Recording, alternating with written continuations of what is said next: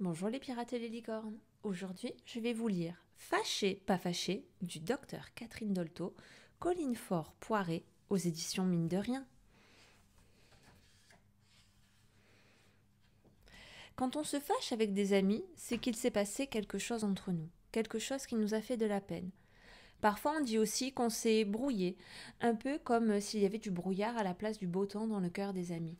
Et plus on aime les personnes avec qui on se fâche, plus on est malheureux.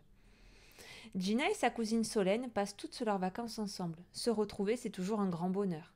Mais cette année, Solène est arrivée en disant à peine bonjour. Elle ne veut pas qu'elles jouent ensemble et elles ont l'air aussi malheureuses l'une que l'autre. Est-ce que c'est parce que la dernière fois qu'elles se sont vues, Gina a refusé de lui prêter sa poupée toute neuve?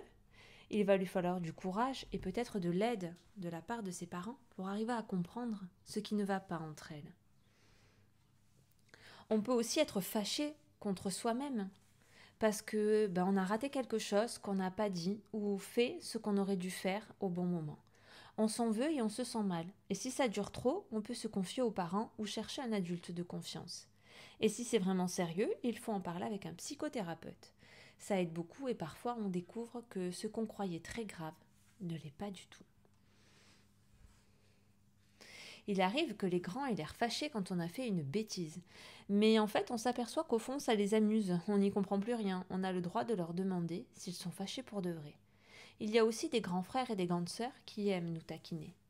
Mais quand on a fait une très grosse bêtise, les parents sont vraiment fâchés.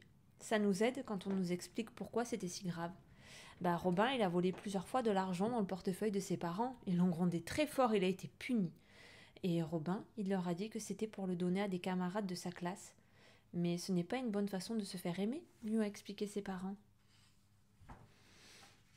Il y a des personnes qu'on fait enrager pour qu'elles se fâchent. Parfois, c'est une façon de leur montrer qu'on s'intéresse à elles. Au fond de notre cœur, on sait qu'on le fait exprès.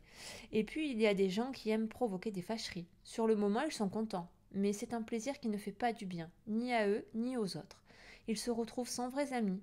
Quand il y a beaucoup de disputes entre enfants et que certains en souffrent, c'est le rôle des grandes personnes d'essayer de comprendre ce qu'il se passe. Quelqu'un est fâché contre nous et on ne comprend pas pourquoi. Et on pense qu'on n'a rien fait, on est vraiment malheureux. Osvaldo était tellement triste que son grand ami Nino refuse de le saluer et de le regarder, qu'il a demandé au grand frère de Nino de les aider. Ils ont découvert que c'était un malentendu. Nino croyait qu'Osvaldo avait dit du mal de lui. Grâce au grand frère, ils se sont réconciliés. Si on a eu tort, c'est souvent difficile de le reconnaître et de s'excuser ou de demander pardon. Notre orgueil nous prend au piège, on n'accepte pas d'être en faute. Mais si on y arrive, on se sent très vite soulagé. C'est bon de redevenir amis comme avant. Peu à peu, on repère nos moments d'orgueil et comme ça, on peut les chasser. Car c'est une part de nous qui nous gêne pour bien grandir et avoir des amis. Il y a des enfants qui boudent quand ils sont fâchés. C'est très lourd pour tout le monde et surtout pour eux. Quand on n'est pas d'accord, on n'est pas obligé de se fâcher. Discuter, s'écouter, réfléchir, se calmer, ça s'apprend. Mais quand on s'est moqué de nous ou de notre famille, c'est très dur à vivre. Ça fait comme une blessure dans le cœur qui aime. Olga aime rire. Elle s'est moquée des grands pieds d'Anna et ça a amusé tout le monde. Anna a beaucoup pleuré. Avec l'aide de la maîtresse, Olga est venue s'excuser et elles sont devenues très bonnes amies. Quand on est moqueur, il faut parfois tenir sa langue pour ne pas blesser les autres.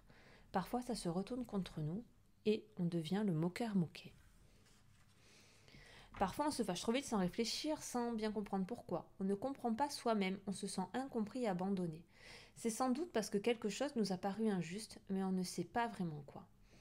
En prenant le temps, on finit par le découvrir et on va mieux. Dans les relations avec les autres, il faut apprendre à repérer ce qui nous touche pour prendre son temps et ne pas réagir trop vite.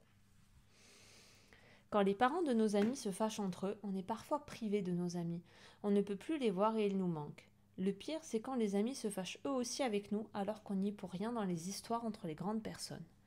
Sofiane et Lino, ils jouaient toujours ensemble et un jour les parents de Sofiane lui ont interdit de revoir Lino sans lui expliquer pourquoi. Il a cru qu'il avait fait quelque chose de mal. Ça a été un gros chagrin d'amitié qui l'a beaucoup fait souffrir.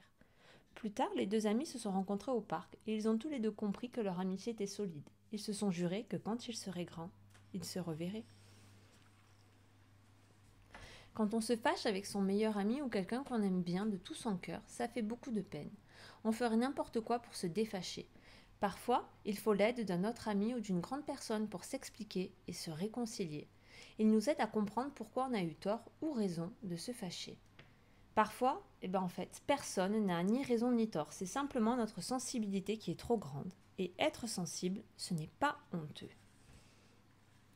Quand les gens qu'on aime se fâchent entre eux, on est perdu. Et ça arrive souvent dans les familles. Parfois, ça chauffe entre nos oncles, nos tantes et nos parents. Parfois, ce sont les grands-parents qui ne sont pas d'accord avec eux ou avec les parents. Souvent, au moment des fêtes, il y a des disputes pour savoir qui va chez qui. Ou alors, ce sont des histoires d'argent qui viennent tout compliquer. Mais le pire, c'est quand nos parents se fâchent souvent. À chaque fois, c'est comme si un orage s'installait dans la maison. On se sent mal, on n'ose pas bouger, pas parler. On a peur que ça soit à cause de nous et surtout, on a peur qu'ils se séparent. Le plus souvent, les parents ne se rendent pas compte que leurs disputes font du mal aux enfants. Adam et Samia ont eu le courage d'aller leur poser la question. Les parents étaient très surpris, ils ont ri et ils ont dit que c'était leur façon de s'aimer et qu'il ne fallait pas y prendre garde. Mais ils ont compris la tristesse de leur enfant et ils ont promis de faire attention. Et toi, comment ça se passe quand tu es fâché? Et qu'est-ce que tu mets en place pour montrer que tu n'es plus fâché?